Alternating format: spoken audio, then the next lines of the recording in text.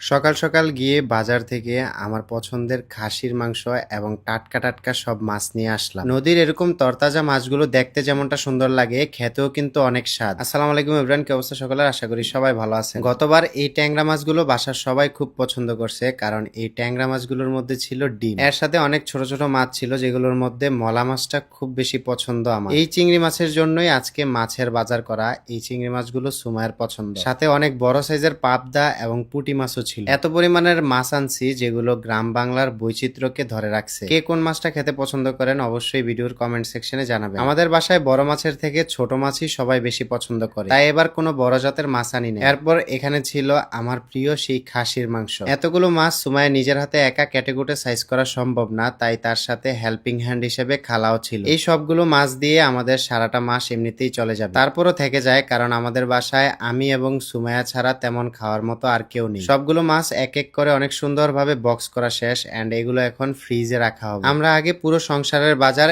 একদিনেই একসাথে করে ফেলতাম। সারা মাস সেই বাজার দিয়ে চলতো, কেননা বারবার বাজার করার প্যারাটা খুবই বিরক্ত লাগে। বাড়ির কাজ এবং পাশাপাশি অনেক টুকটাক কাজে সময় দিতে দিতে বাজার করার সময়টাই পাই না। যাই হোক, সুমায়া খুব সুন্দরভাবে সবগুলো মাছই কিন্তু ফ্রিজের মধ্যে রেখে দিছে।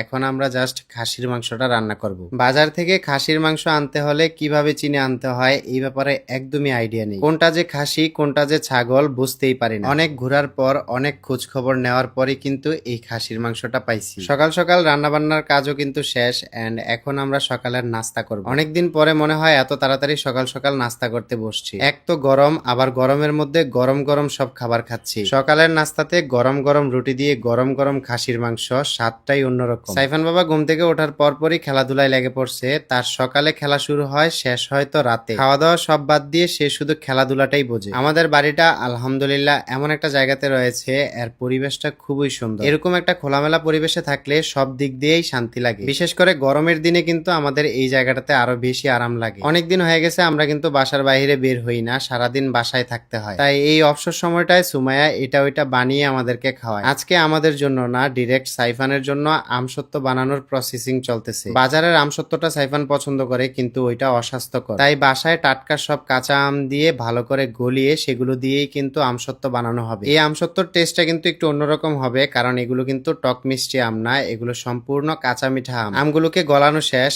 এখন জাস্ট এগুলোকে ভালোভাবে একটু জাল দিয়ে দেন শুকাতে দেওয়া হবে। ছোটবেলায় প্রতি বছরই আমের সময় আসলে নানি দাদিদের হাতে কত যে আমসত্ত্ব খাইছি হিসাব নেই। এখন আর সেই দিনগুলো নেই, আর ওই দিনগুলোর মতো আমসত্ত্ব খেতে পারি না। সারাদিন কষ্ট করে সুমায়া এই একটা বড় সাইজের আমসত্ত্ব বানিয়েছে। এটা কয়েকদিন বাসায় রোদে ভালোভাবে শুকালেই কিন্তু হয়ে যাবে হোমমেড আমসত্ত্ব। আপনারাও চাইলে কিন্তু বাসায় এরকম নিজ হাতে আমসত্ত্ব বানিয়ে খেতে পারেন, এটার টেস্টটা অন্যরকম হয়। ভিডিওটা এই পর্যন্তই, সবাই ভালো থাকেন, আল্লাহ হাফেজ।